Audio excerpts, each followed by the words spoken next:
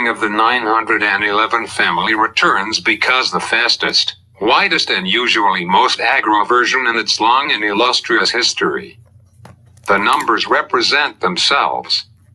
It takes just 2.7 seconds to succeed in 62 miles per hour, 8.8 seconds to hit 120 miles per hour, and if you retain on getting into a line, you'll eventually top out at 205 miles per hour.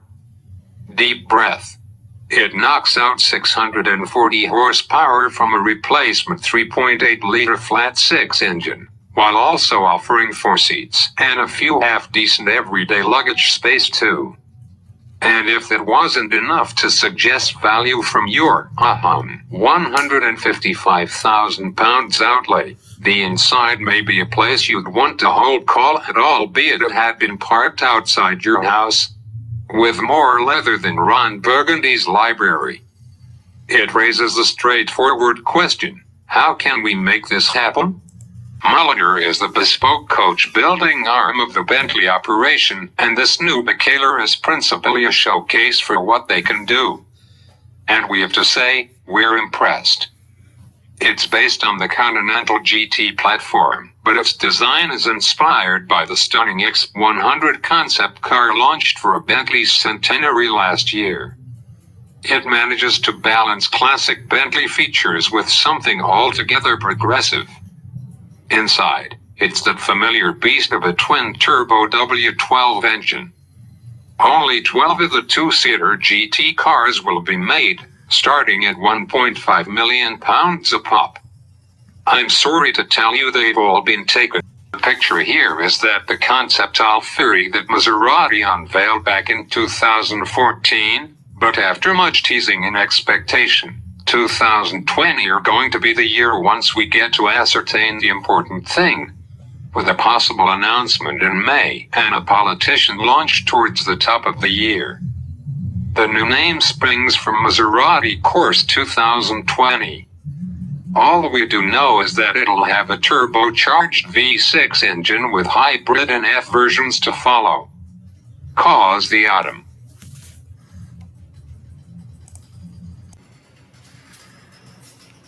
Aston Martin arguably makes the simplest looking cars on the road. But making an enormous and hulking SUV look good was surely a challenge too far even for its industry-leading design team. Somehow, they appear to pulled it off, thanks partly to making their own bespoke platform. It's hard to ascertain this as anything aside from a runaway sales success, which can't come in time for Aston, which is within the midst of monetary struggles following its IPO in 2018.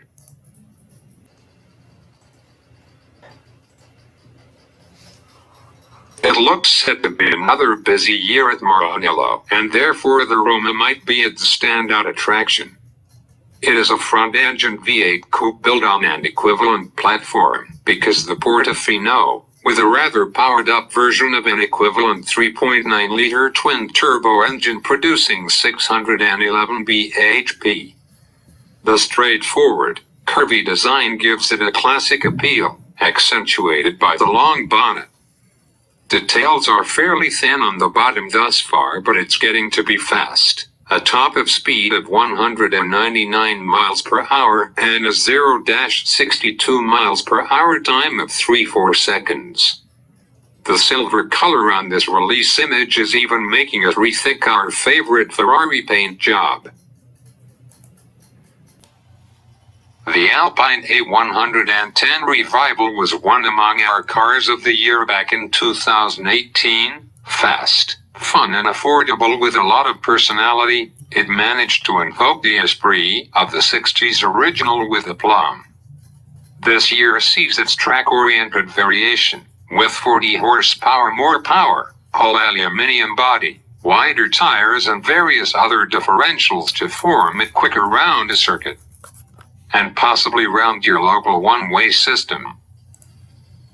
Having launched in 2013, it is a big compliment to the outgoing F-Type that it doesn't seem or look 6 years old. But Jaguar clearly felt it had been time for a shower, and it's an honest decision.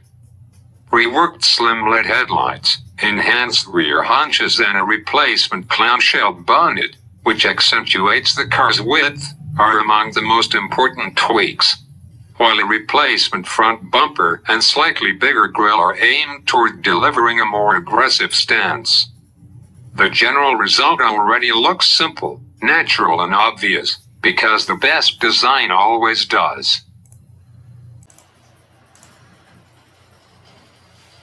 Ford's announcement that it'll be producing its first ever all-electric SUV, and doing it under the badge of its legendary sports coupe, the Mustang, may need produced more opinions and comment than the other story in 2019. Yet Ford understands that the electrical market needs the maximum amount of desirability as possible to influence punters to form the switch, so it feels a sensible move. We'll need to wait until the top of the year to seek out for ourselves. Another comeback is within the offing at Lotus because of recent backing from Chinese car giant Geely. And therefore the brand is taking the primary steps in an ambitious rollout of latest models with the first ever British electric hypercar, the Evija. A £2 million marvel with astonishing performance and appears to match. Well, you'll also start with a bang. Production begins this year, Norfolk won't know what's hit it. 2020 is the 110th anniversary of Alfa Romeo, one among the industry's unsung heroes, and therefore the marquee's most vital launch are going to be its small but perfectly formed baby SUV, the Tonale, which can add some much-needed style to the present segment and will become Alfa's biggest selling model. As a plug-in hybrid, it'll even be the brand's first-rate electrification. Land Rover's replacement for the legendary 4x4 was always getting to be the foremost scrutinized launch of the year. Given its amazing history and the way many of us still hold it in such high esteem. The stylish contemporary replacement that carries the spirit of the first into the fashionable era was a hell of a task to tug off, but the result, revealed last year, is growing on us whenever we see it. We can't wait to ascertain what it does on, and clearly off, the road. Volvo's electric sub-brand Polestar may be a self-styled disruptor taking a fresh check out all the items the car industry could do better, from how and where we buy them to in-car app development.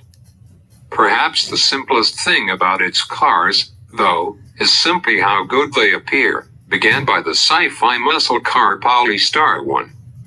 This year sees the launch of its second car, cunningly named Polestar 2, a hard-to-categorize all-electric sportback-cum-hatchback-cum-SUV which will be cheaper and practical, but will keep the distinctive styling and funky detailing.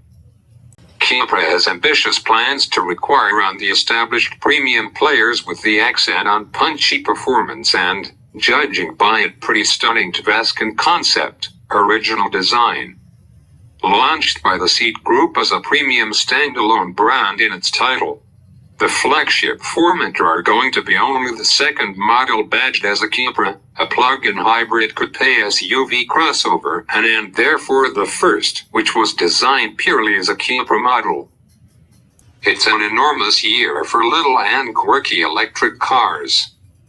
The Mini Electric and Honda E will join this first electric version of the classic Fiat 500, built from the bottom up to require the model, which originated in 1957, and possibly humanity, into a replacement done. The planning is essentially unchanged from the petrol version, but that's an honest thing. With a variety of 200 miles, its 3 drive modes, normal, range and therefore the oddly named Sherpa, which can limit energy use to an absolute minimum. With a top speed of 93 miles per hour and taking 9 seconds to hit 62 miles per hour, it'll certainly do employment in town. Plus, it's a reasonably special use against its competitors. It'll launch as a cabriolet only.